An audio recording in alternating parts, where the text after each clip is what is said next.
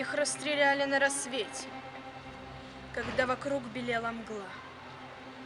Там были женщины и дети. И эта девочка была. Сперва велели всем раздеться, потом ко рву всем встать спиной. Но вдруг раздался голос детский, наивный, тихий и живой. Чулочки тоже снять мне, дядя? Не упрекая, не грозя, смотрели, словно в душу глядя, трехлетней девочки глаза. Чулочки тоже, но смятением на миг эсэсовец объят.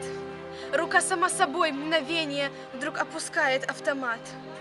Он словно скован взглядом синим. Проснулась в ужасе душа. Нет, он застрелить ее не может.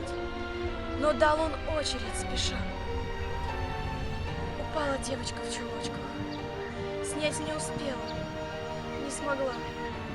Солдат, солдат, что если б дочка твоя вот так же здесь легла? И это маленькое сердце пробито пулею твоей. Ты человек, не просто немец, но ты ведь зверь среди людей.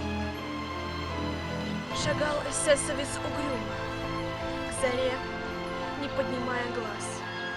Впервые, может, эта дума в мозгу отравленном зажглась. И всюду взгляд светился синий, и всюду слышалось опять, и не забудется поныне. Чулочки, дядя, тоже снять?